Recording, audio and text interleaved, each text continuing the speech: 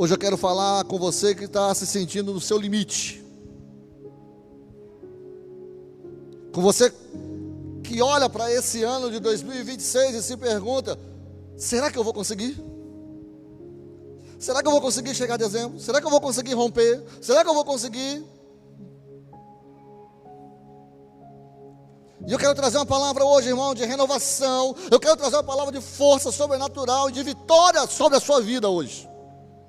Porque é isso que Deus me mandou fazer. E se eu fosse você, eu já tinha dado um aleluia aí. Ah, vocês não estão aqui, né? Você precisa estar aqui, irmão. Eu vou dizer de novo. Hoje eu tenho uma palavra de renovação, eu tenho uma palavra de força sobrenatural, eu tenho uma palavra de vitória para o seu coração, no nome de Jesus. Se você não está aqui, você não vai receber. Você não vai receber, irmão, se você estiver disperso.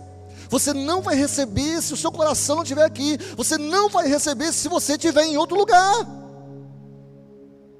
E é isso que eu estou falando com estar.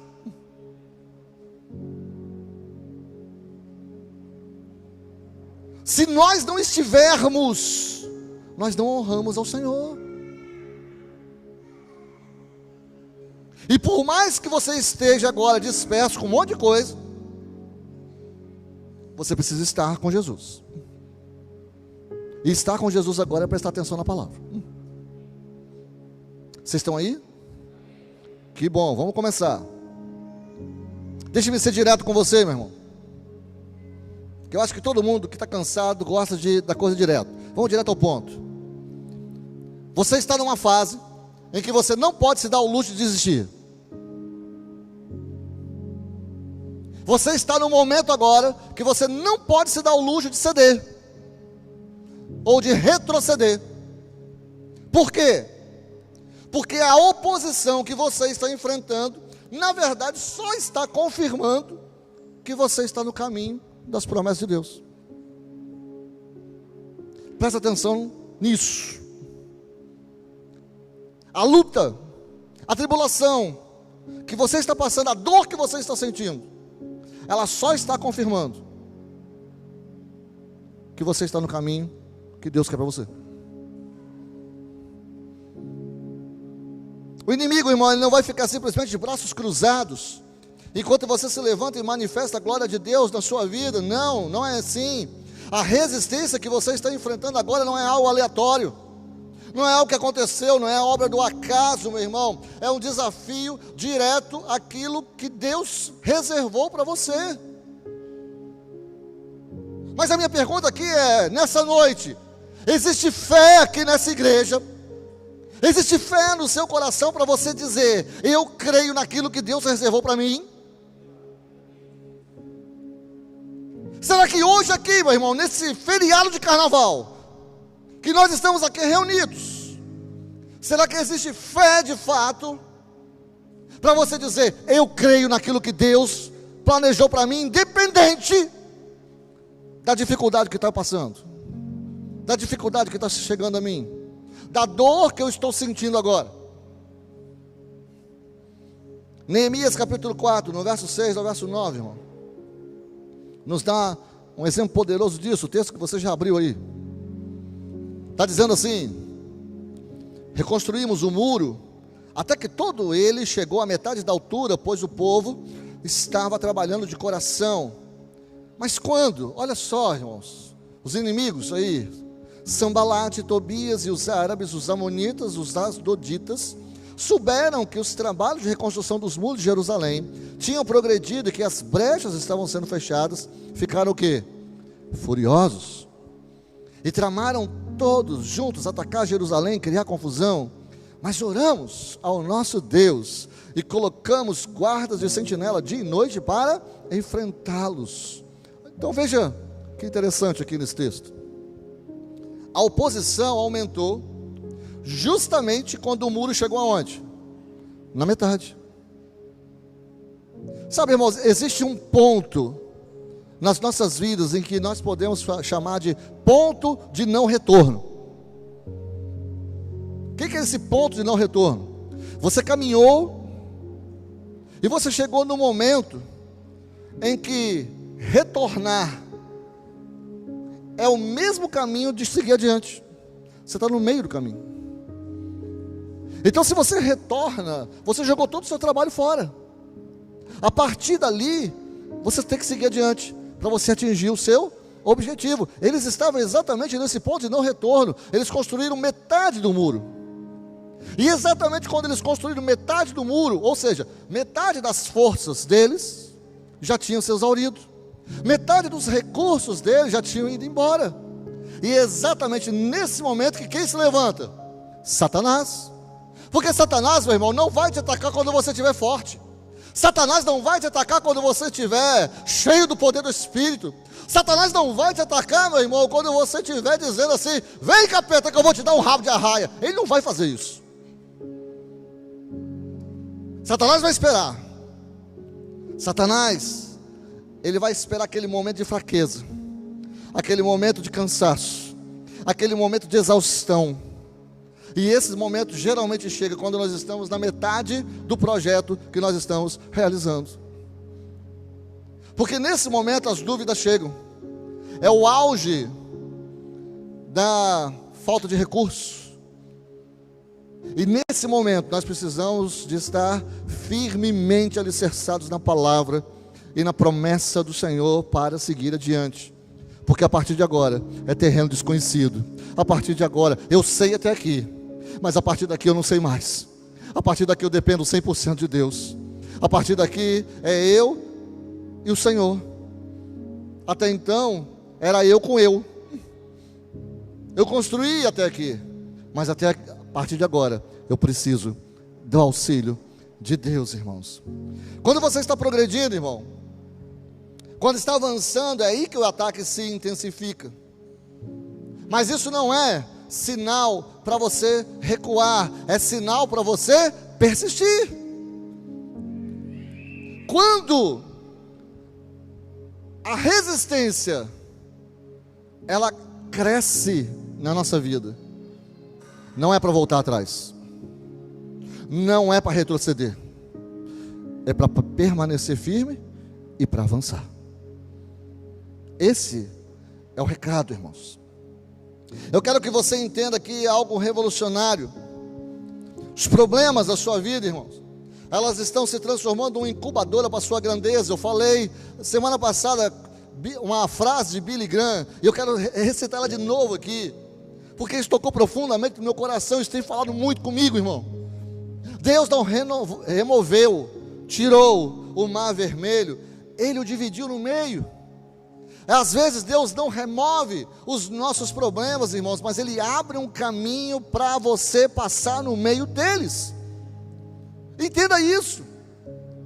Deus não vai tirar uma dificuldade, Deus não vai tirar uma resistência, Deus não vai tirar alguém que se levantou contra você, mas Deus vai abrir um caminho para que você passe no meio dessa dificuldade, como Ele fez com Israel lá no Egito. Êxodo 14, de 13 a 14. Olha, eu vou ler alguns textos aqui. Se você quiser anotar, você anota, tá? Se não, você entra no nosso canal. Se você ainda não é inscrito lá, se inscreve lá no YouTube. Você vai ver a mensagem de novo, eu tenho certeza. Olha só, irmãos, eu prego a mensagem, eu ouço a mensagem, eu vejo a mensagem. Eu que preguei a palavra, eu sou muito edificado pela palavra que eu mesmo preguei. E aí eu falo para você, se eu sou edificado com a palavra porque a palavra não é minha, a palavra é do papai, faça isso.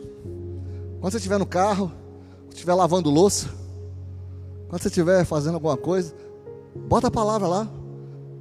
Você está lá levantando peso da academia, bota a palavra lá. Eu sei que você precisa de uma motivação de música, né? Mas talvez a motivação da palavra você vai levantar mais peso. Pensa nisso.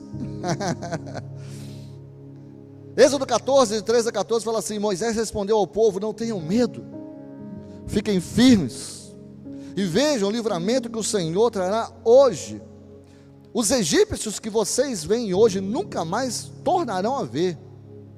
O Senhor lutará por vocês, então somente acalme-se. O que ele está falando? Eles estavam com medo, muito medo. Gente, e era para estar. Tinha um mar na frente deles, o exército egípcio do lado, atrás deles, vindo para matar todo mundo. Moisés, e aí? Olha, Deus não falou comigo para marchar. Marchar para onde? Para dentro do mar. Deus vai lutar por vocês. E foi exatamente isso que aconteceu. Sabe, irmãos, às vezes nós não compreendemos as ordens de Deus na nossa vida.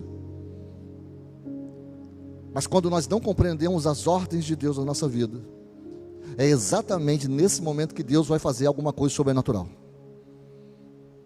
É exatamente nesse momento que nós precisamos confiar nele. Porque pensa bem comigo, Deus poderia simplesmente ter teletransportado os israelitas de um lado do mar para o outro lado do mar. Alguém duvida que Deus pode fazer isso? Não, nós somos servos de Deus, certo?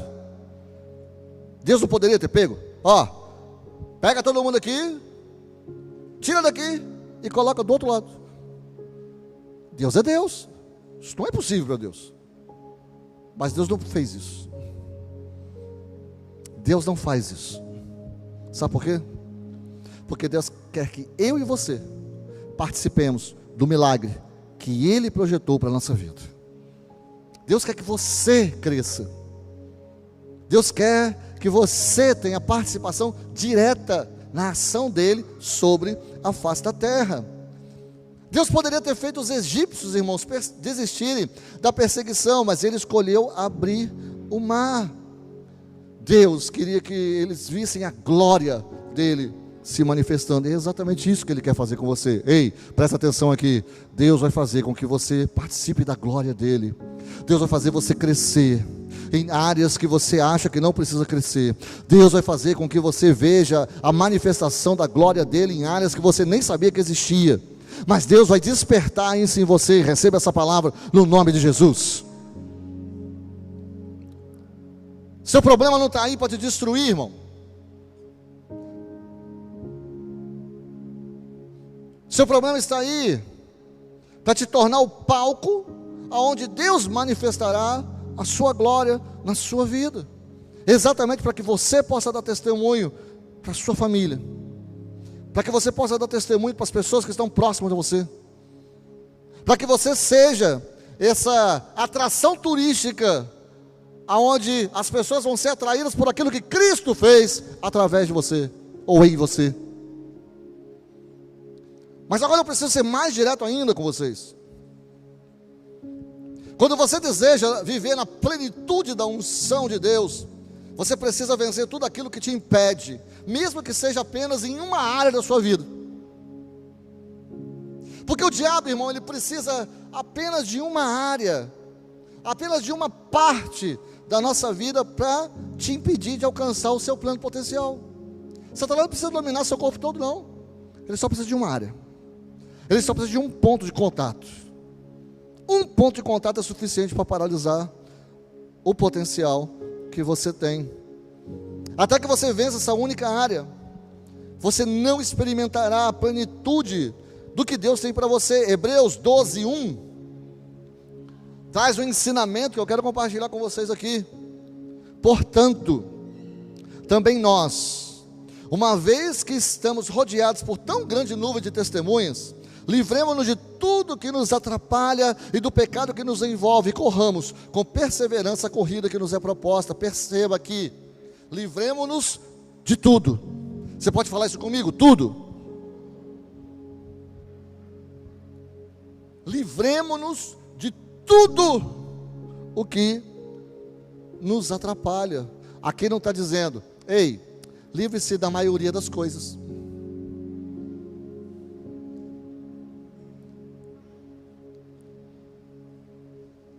Tudo é tudo. Eu sei, parece óbvio.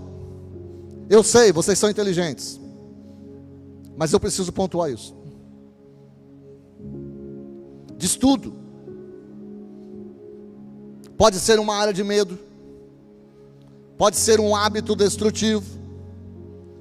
Pode ser um relacionamento tóxico. Pode ser uma mentalidade derrotista. Seja o que for, irmão.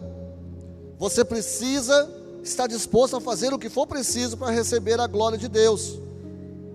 E aqui tem uma verdade que pode incomodar alguns. A maioria dos cristãos não fracassa porque não quer obedecer a Deus. Se eu perguntar aqui para todo mundo aqui, eu vou ter a resposta de 100% para a pergunta: você deseja obedecer a Deus? Todo mundo vai levantar a mão, todo mundo vai balançar a cabeça, todo mundo vai dizer: sim, é claro, eu desejo obedecer a Deus.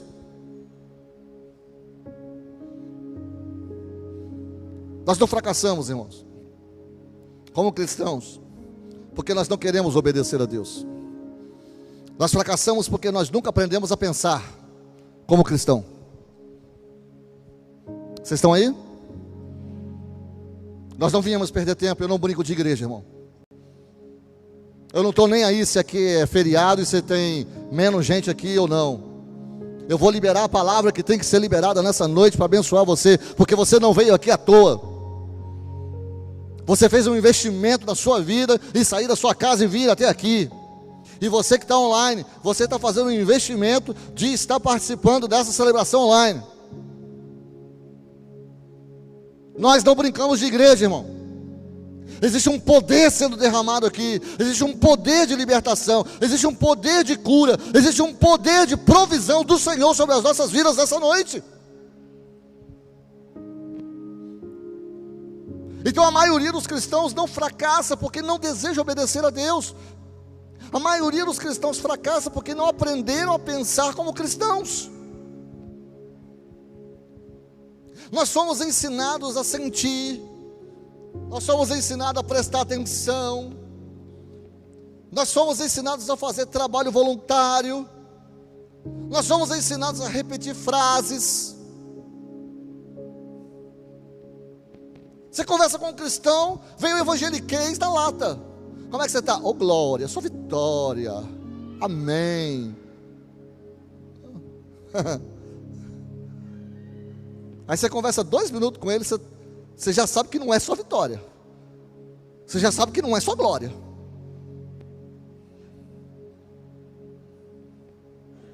Evangeliquez, irmãos.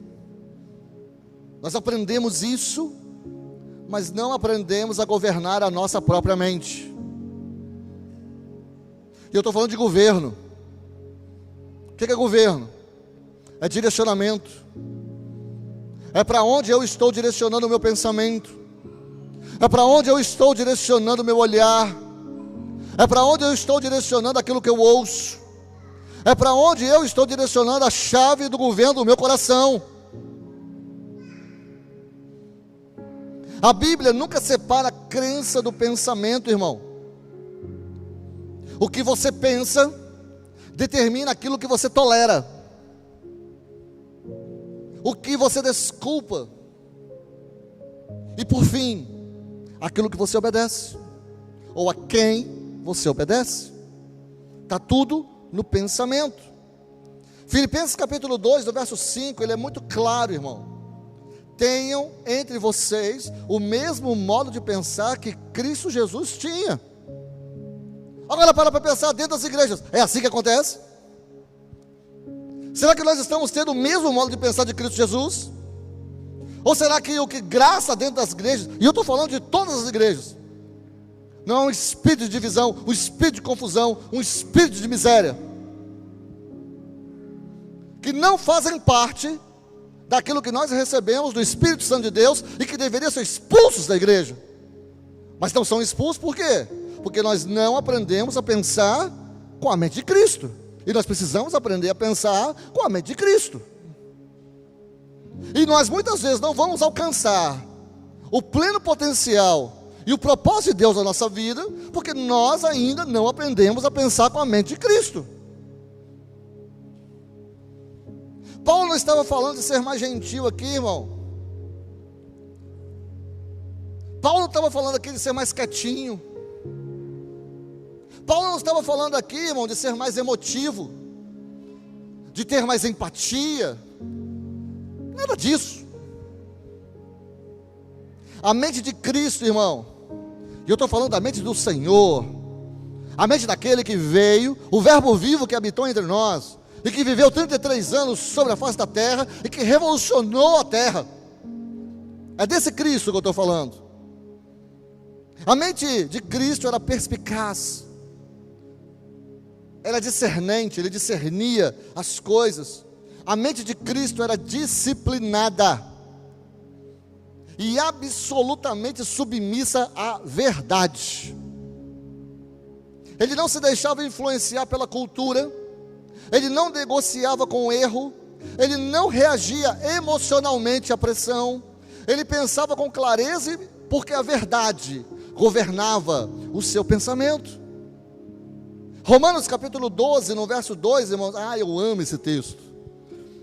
Fala assim: não se amoldem, traduzindo, não tomem a forma, não se amoldem ao padrão deste mundo. Irmão, qual o padrão desse mundo? Eu vou levar vantagem em tudo,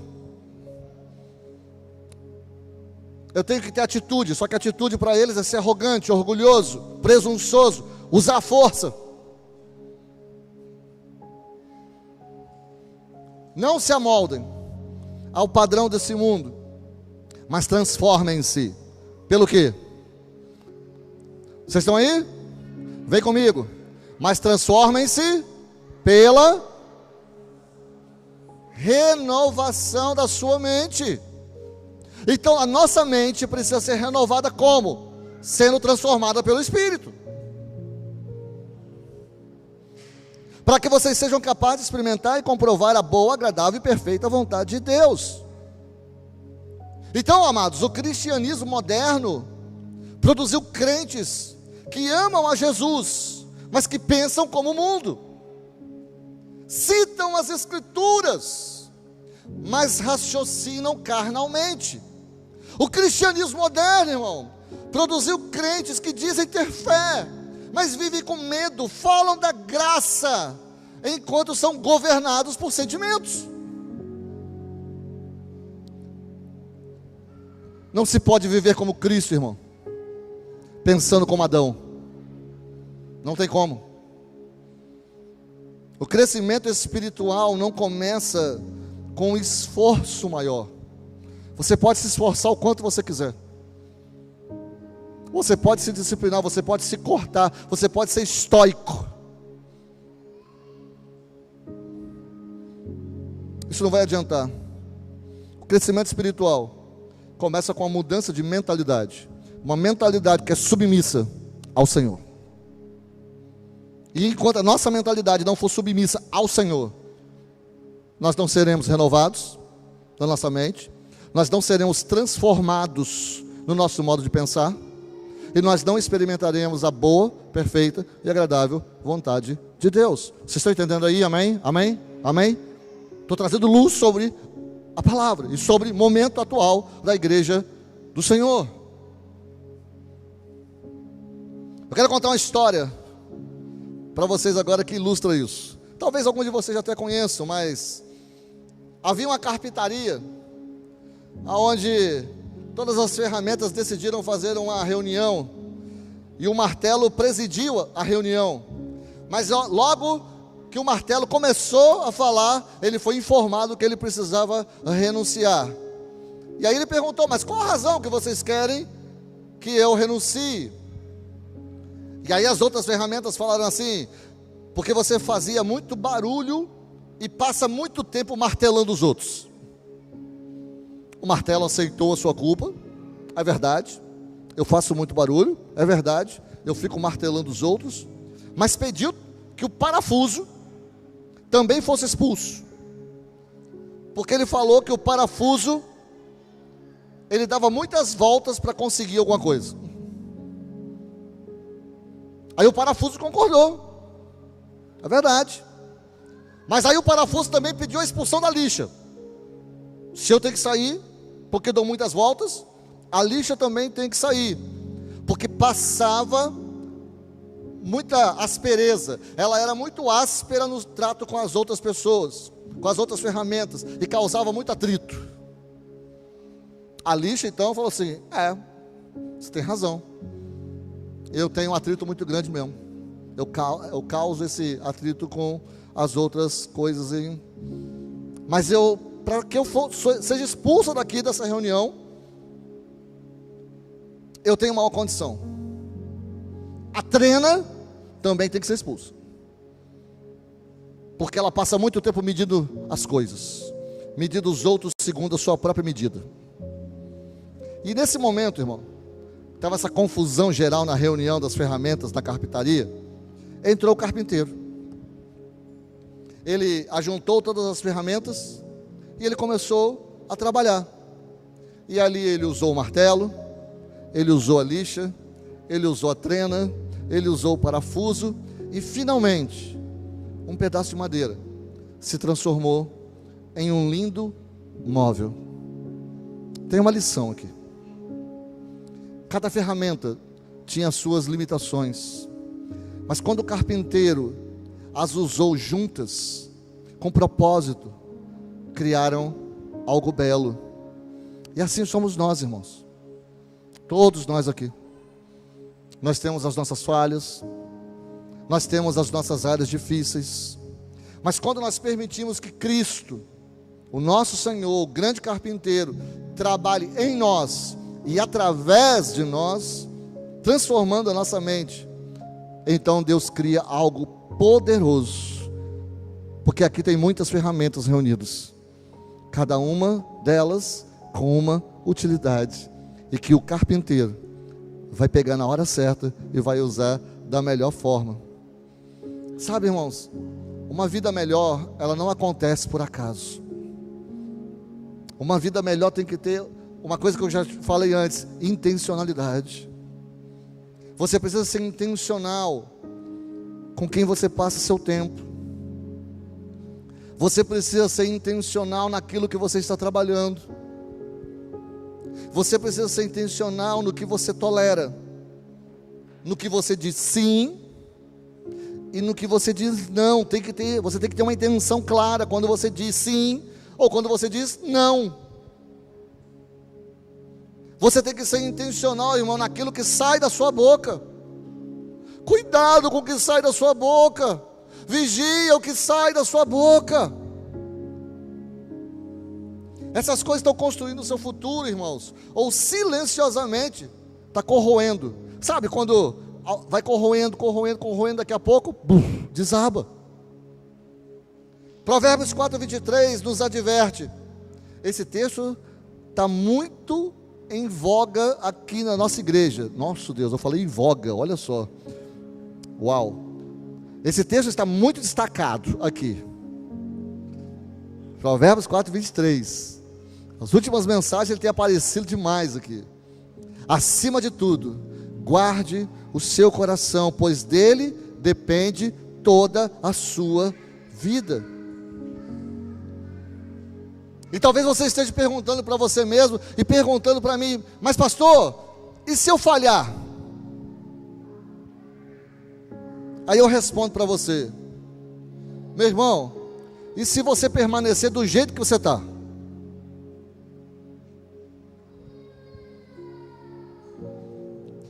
Eu penso que nós permanecermos do jeito que a gente está assusta mais do que você tentar e falhar. Porque do jeito que está, a gente nunca vai alcançar o propósito de Deus na nossa vida. Mas deixa eu te lembrar uma coisa aqui. Você sabia que Cristo vive dentro de você? Sabia? Cristo vive dentro de você? Então, crente, se Cristo vive dentro de você, Ele vai te ajudar a superar todas essas dificuldades. Ele vai te ajudar a que você supere qualquer coisa que você esteja enfrentando nesse momento. Filipenses 4:13 nos dá certeza de uma coisa bem interessante. Olha só, Paulo falando: tudo posso naquele que me fortalece. Tudo posso. E Paulo, o contexto, quando ele fala aqui, olha, ele está falando: eu sei passar dificuldade, sei ter fome, já fui me bateram, já me prenderam. Tem tantas coisas que já aconteceram comigo. Mas em tudo isso, Deus me guardou. E tudo eu posso. Em quem? Em Cristo, que me fortalece. Esse é o com Cristo eu consigo. Que é completamente diferente da mentalidade do mundo, do eu faço e aconteço. A mentalidade do mundo é essa. A mentalidade de Cristo é: com Cristo eu posso, no Senhor eu posso. É a vida de Cristo em nós, irmãos, que nos faz superar os obstáculos e seguir firme pelo caminho. Eu estou colocando muito texto bíblico aqui, eu sei, exatamente para dar chão para você. Colossenses capítulo 1, verso 27, revela um mistério glorioso aqui. A eles, quis Deus dar a conhecer entre os gentios a gloriosa riqueza desse mistério, que é Cristo em vocês, a esperança da glória. Existe um mistério, irmãos, que através de nós, Cristo está revelando para outras pessoas próximas de nós, que é Ele em nós, nos transformando, nos renovando, fazendo com que a gente caminhe muito mais. É Cristo em você, irmão. É Cristo em você. Não é Cristo longe de você, olhando de cima. Tem gente que acha que o Senhor está lá no céu, apontando e falando: faz assim, faz assim. Não, o Senhor está em você. Ele está com você. Vencer da vida, irmão. E aqui fica um alerta: não é esse espetáculo das redes sociais. Viu? Às vezes vencer são coisas simples. Comer direito. Comer direito é vencer na vida, irmão. Beber água. Você sabia que tem gente que não tem acesso à água? É. Coisa tão simples, né? Para nós. Às vezes vencer é mexer o corpo. Sim, eu sei que às vezes a gente acorda com dor aqui, dor ali e tal, né? Mas você está se mexendo. Tem pessoas que não podem se mexer.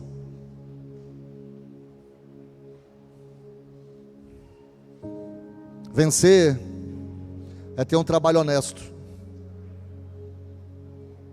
Eu vou repetir isso aqui. Vencer é ter um trabalho honesto. Que você deita a cabeça no seu travesseiro e tem paz. Que você não fica preocupado, porque pode acontecer alguma coisa. Falando em paz, vencer, olha que coisa fantástica, simples, é voltar para casa em paz. Hoje mesmo, quantos não vão voltar?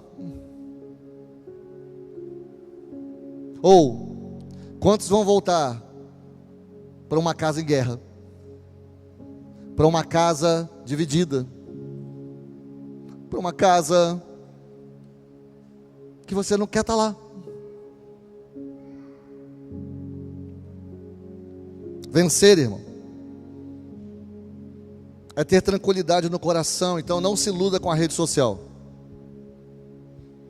A vida real vale muito mais. Eu poderia falar muito mais coisas sobre isso, mas isso vai ficar para uma outra mensagem. O processo que estão fazendo de transformar homens em pessoas efeminadas, emasculados, e de transformar mulheres em seres masculinizados. É isso que está acontecendo. Se vocês não viram isso ainda, prestem atenção, estou colocando luz sobre isso também. Mas a gente vai conversar mais sobre isso mais adiante. Não hoje. Mas são coisas que estão acontecendo. E papais e mamães, prestem atenção para os seus filhos. Nós estamos aqui trabalhando juntos com vocês. Os nossos filhos não vão encher o inferno. Pelo contrário, os nossos filhos vão povoar o céu. Nós não vamos desistir da nossa casa. Nós não vamos desistir da nossa família, irmão. Não vamos. Não vamos. Então, assim, 1 Timóteo, capítulo 6, versos 6 a 8, nos orienta o seguinte: de fato, a piedade com contentamento é grande fonte de lucro, pois nada trouxemos para este mundo e dele nada podemos levar. Por isso, tendo o que comer e com o que vestir-vos, estejamos com isso satisfeitos. A Bíblia diz, irmãos, que se nós tivermos alimento, roupa e teto, sejamos felizes. Isso é vitória. Mas deixa eu dizer uma coisa aqui, alimento, roupa e teto. Mas não precisamos mais do que isso. Só que Deus nos dá além. Para quê? Aí vem o para quê, né, Rosa? Não é por quê, é para quê? Para que você seja um canal abençoador do reino. É esse o para quê de Deus te dar mais daquilo que você precisa, de alimento, roupa e teto, para que você possa abençoar. Você precisa ser honesto com você, irmão, sobre os seus hábitos, seu esforço, suas desculpas, seus pontos cegos. A honestidade consigo mesmo, ela é desconfortável. Você precisa se olhar no espelho e dizer para você mesmo verdades que só você pode dizer.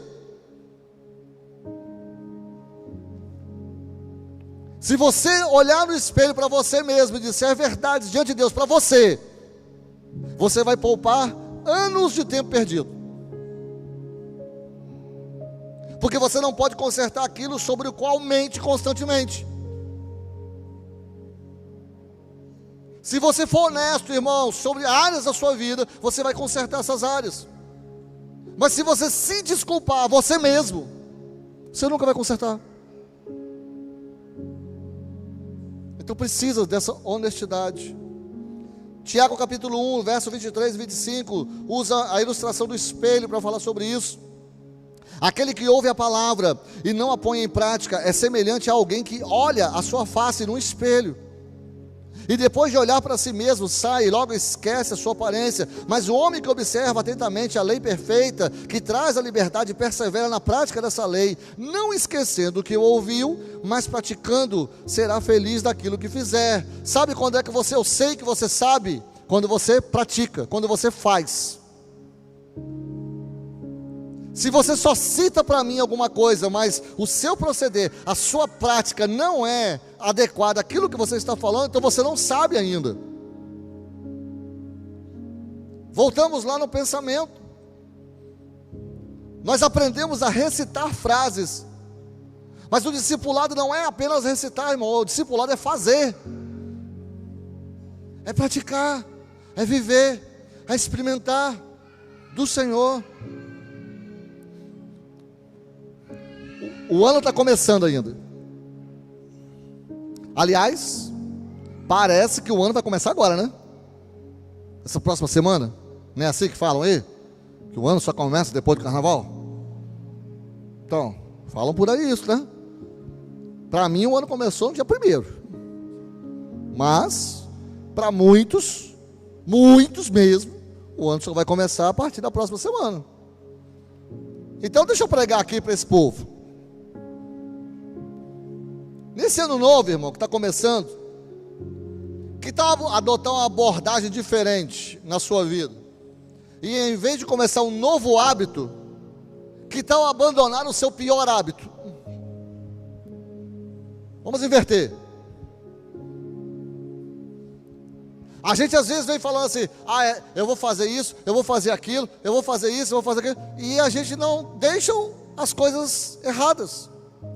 Que tal ao invés de começar uma coisa nova, você não fazer aquilo que você sabe que está te prejudicando? Que tal? Provavelmente você verá mais mudanças e mais rapidamente do que isso. Efésios 4, 22 a 24 nos ensina: quanto à antiga maneira de viver, vocês foram ensinados a despir-se do velho homem que se corrompe por desejos enganosos, a serem renovados do modo de pensar e revestir-se do novo homem criado para ser semelhante a Deus em justiça e em santidade proveniente de quê? Da verdade. Então, primeiro nós despojamos, depois a gente se reveste. Primeiro abandonar, depois adotar.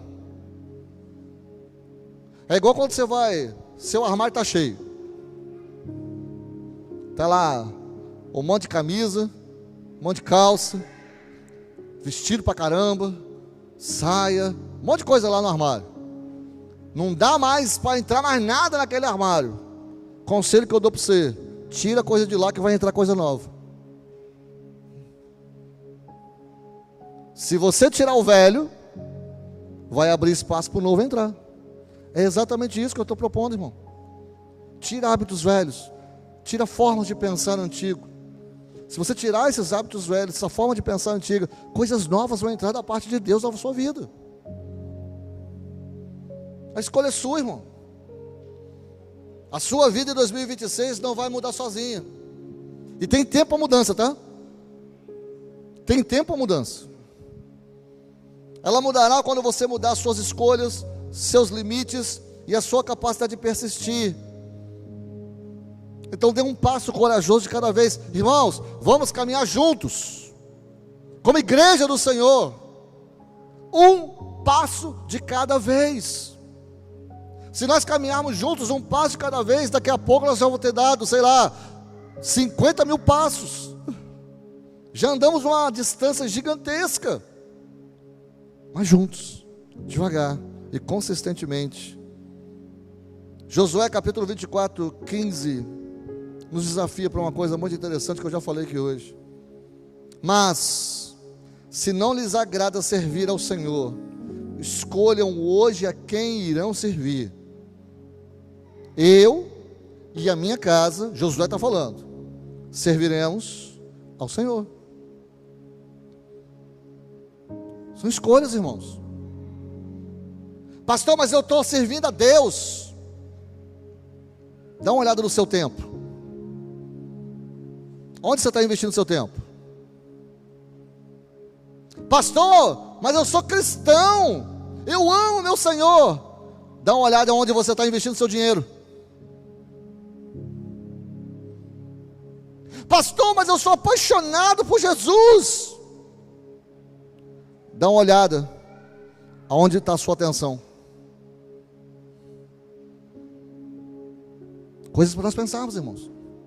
E não, eu não estou falando isso para você se sentir mal. Eu estou falando isso, igreja do Senhor, para lançar luz, para que as nossas escolhas sejam as melhores escolhas.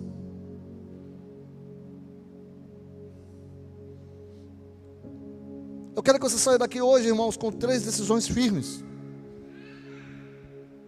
Eu já estou concluindo. Primeira decisão: decida não desistir. E hoje está uma moda, né? Desistir. Não quero mais. Não quero. Aí se isola. Esse é o perfil, tá, irmãos? Deixa eu falar para você, é assim que funciona. A pessoa se decepcionou com alguma coisa. Aí, como bom cristão, né? Porque nós somos bons cristãos, cristãos bonzinhos. Eu não vou lá para resolver com a pessoa, eu não pergunto, eu não quero saber. Não, eu não vou criar caso, então eu vou me afastar. Sapatinho, estou me afastando. Aí, a pessoa se afastou. Veja, ela se afastou. A gente não sabe por quê, a gente não sabe onde é que ela está, a gente não sabe de que forma. Ninguém me ligou, ninguém veio atrás de mim. Mas peraí, você está perdido? Não. Quem se afastou? Você. Aí Satanás sopra no ouvido, porque a pessoa está sozinha. Já preguei sobre isso também aqui. Se você está isolado do rebanho, você é presa para o predador. Satanás vem e sopra assim: ninguém te ama, você não é necessário, você não é importante. Aí a mentira entra no coração, o coração já amargurado. E aí a pessoa faz o quê? Não sou importante mesmo, ninguém está dando não faço mais parte desse lugar. Meu tempo aqui acabou. Vou embora. Isso tem se sucedido, irmãos. E muito provavelmente todos vocês já ouviram essa história de alguém em algum lugar. Isso é uma artimanha do inferno. E que precisa ser desmascarada aqui, do altar, para que todos saibam como lidar com isso. Então decida não desistir. A oposição confirma que você está no caminho certo, irmão. Seus problemas são incubador de grandeza. Deus está fazendo com que você tenha musculatura espiritual. Se Deus está te dando uma prova para você, é porque Ele sabe que você é forte o suficiente para passar por essa prova. Ele sabe que você aguenta. Deus não dá prova para os seus filhos reprovarem. Deus está fazendo com que isso que você está passando agora vai te catapultar, vai te lançar para a grandeza que Ele planejou para você. Mas você não pode desistir. Segunda decisão, segunda certeza que você precisa sair daqui nessa noite. Decida renovar a sua mente, irmão. Para de pensar como o mundo. Tenha a mente de Cristo. Seja intencional nos seus pensamentos. Encha a sua mente com a palavra de Deus, irmão. E não, eu não estou falando dos vídeos de TikTok, de Instagram, de YouTube. Não, não é isso. É a palavra de Deus. É você com Deus, conectada com Deus. Ah, pastor, eu não tenho tempo para isso. Ah, é? Então morre.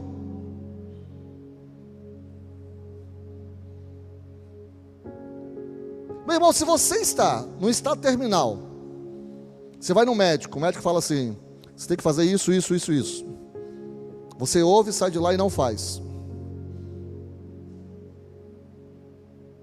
O que acontece com você?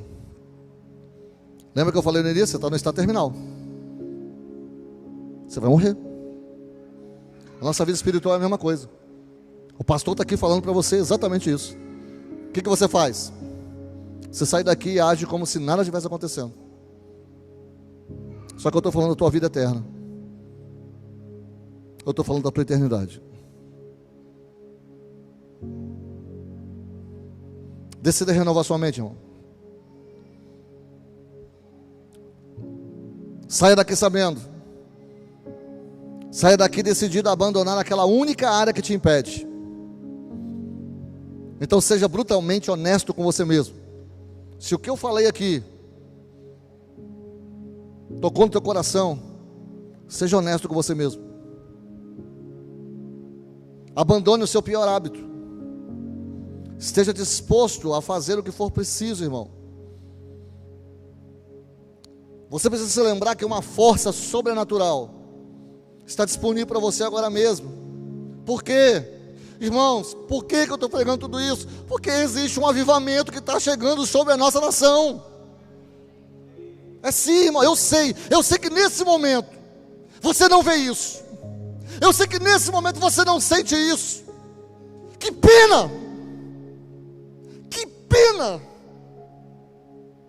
Mas você podia pelo menos olhar para Cristo e saber que existe um avivamento a caminho da nossa nação. Crede nos seus profetas e vocês vão prosperar, irmãos. Eu não vou profetizar coisas quando as coisas estão tudo fácil ou não vai. Se Deus está colocando uma palavra para falar nesse tempo, essa é a palavra.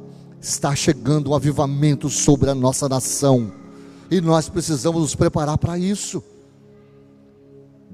E quando nós estivermos, irmãos, preparando para isso, uma força, um foco na palavra, em Jesus, uma fé renovadora, revigorante, ela vai ser liberada e ela vai renovar você. Mas você precisa mudar o seu foco do mundo para Cristo.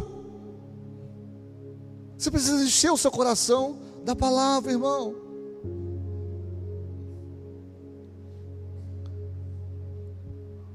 Paulo questionou o Senhor uma vez a respeito de um espinho na carne, que alguns dizem que seja epilepsia, outros falam que seja outras coisas. A gente não sabe. Um dia no céu nós poderemos perguntar para Paulo. Mas o Senhor falou para ele assim: Paulo, a minha graça, ela te basta, porque o meu poder se aperfeiçoa na sua fraqueza. E aí Paulo fala que ele se gloria na fraqueza. E ele diz que quando está fraco, então está forte. Talvez você esteja se sentindo exatamente assim, fraco. Talvez você esteja lutando com alguma coisa que derruba você sempre.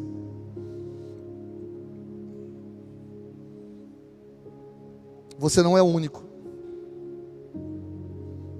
Mas você é um instrumento que o carpinteiro vai usar para, junto com outros instrumentos também falhos, fazer coisas lindas para a glória do Pai, se você não desistir.